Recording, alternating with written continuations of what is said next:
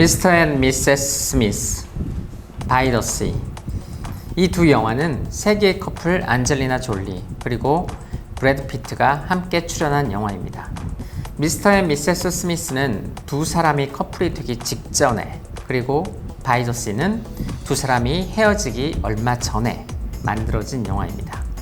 영화 바이 더 씨는 14년차 부부의 권태기를 다룬 영화인데요.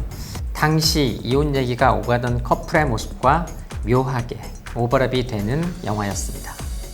영화로 시작해서 영화로 끝이 난 이 영화 같은 커플은 2016년 이혼소송을 시작하였고 얼마 전 7년 만에 이혼소송은 끝이 났습니다.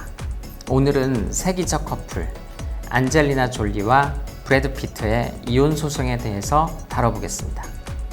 그간 두 사람 관계의 역사를 간단히 요약해보면 2005년 촬영한 영화 미스터 앤 미세스 스미스에서 남녀 주인공으로 만나서 연인으로 발전한 두 사람은 2006년 사실상 혼인관계에 들어갔습니다.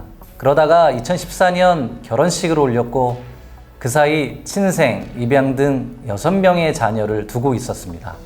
그러다가 혼인관계가 시작된 이후 10년이 지난 2016년 그들의 전용기 안에서 브래드 피트의 난폭한 행동이 문제가 되어 둘은 바로 별거에 들어갑니다. 안젤리나 졸리는 그 사건이 벌어진 날로부터 6일 뒤에 브래드 피트를 상대로 이혼 소송을 제기했고요. 그리고 2019년 두 사람의 법적인 혼인관계는 끝이 났지만 둘 사이의 소송은 최근까지 진행되다가 2023년 8월 10일경 종료되었습니다. 7년간의 소송 중 이혼과 관련된 여러 이슈가 총체적으로 제기되었습니다. 재산분할 이슈, 양육권 이슈, 양육비 이슈 등 여러 이슈들이 제기되어 두 사람은 서로 소송에서 적극 방어를 하기도 하고 또 맞고소를 하기도 하여 법적 공방이 이어져 왔습니다. 그럼 이슈별로 이혼소송이 어떻게 제기되었는지 살펴보도록 하겠습니다. 첫 번째, 이혼소송으로 가게 된 계기부터 살펴볼까요? 이 사안은 이혼의 귀책 사유이기도 하고 아이들의 양육권과 연결이 되는 중요한 사안입니다.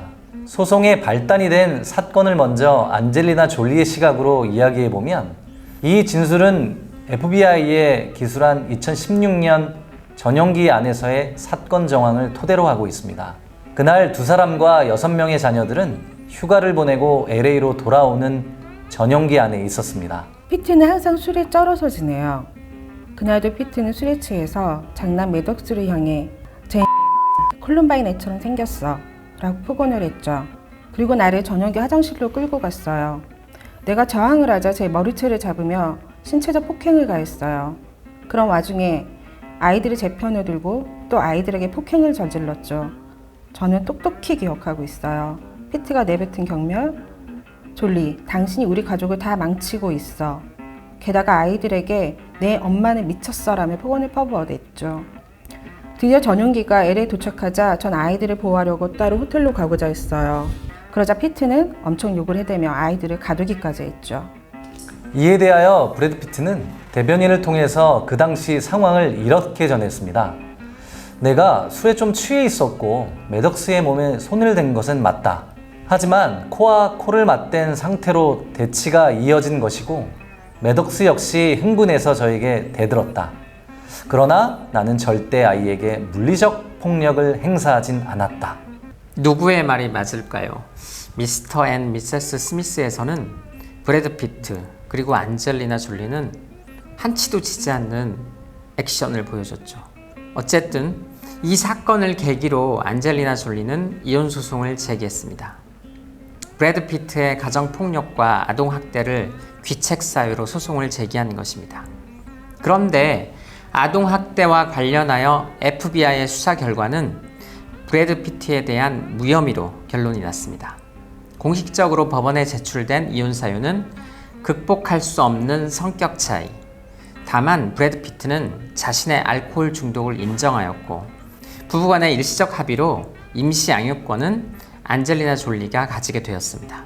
이후 브래드 피트는 이혼 철회 및 양육권에 대한 재협상 의지를 보였습니다. 그리고 소송은 계속되었고 이혼에 대한 결론은 2019년에 났습니다. 법원은 두 사람의 혼인 관계는 법적으로 종결이 되어서 두 사람은 독신이 되었습니다.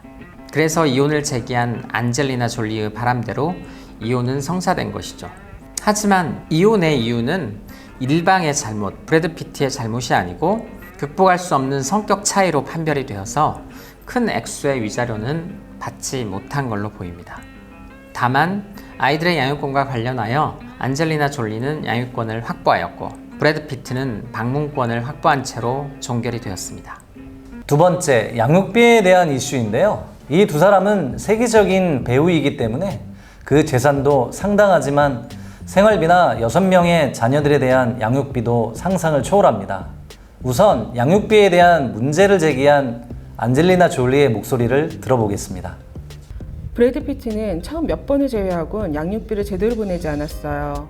제가 혼자서 생활비와 아이들 교육비를 대부분 충당하고 있죠.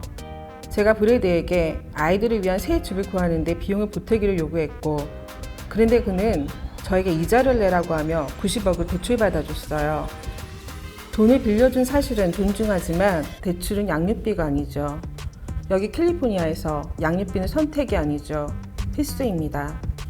그러면 이에 대하여 브래드 피트의 변호사를 통한 피트의 입장은 이렇습니다. 미국의 세무당국은 이혼 시 배우자에게 양육비 명목으로 증여세 없이 재산을 이전하는 행위에 대해 민감하게 반응한다.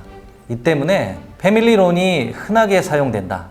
내가 이용한 패밀리론의 AFR 단기금리 대출은 이자의 일부가 공제되고 금리 또한 기초금리인 시장 하한금리로 상업적 금리보다 훨씬 낮다. 내가 그 이자까지 지급하는 것은 법에 저촉되는 행위인 것이다. 또한 양육비로 지급한 130만 달러와 주택구입비 명목으로 빌려준 800만 달러 이외에도 보디가드 비용과 전용기 등 기타 아이들의 양육에 필요한 자원들을 지급했다. 이렇게 두 사람의 진흙탕 싸움은 계속 진행되었습니다. 이번 소송이 마무리되기 직전까지 말이죠. 그러던 와중 다시 재산분할 이슈가 터졌습니다. 마지막 이슈, 재산분할인데요. 다른 사안에 비해 그 위력이 핵폭탄급입니다. 이번에 문제 제기를 한 쪽은 안젤리나 졸리가 아닌 브래드 피트였습니다.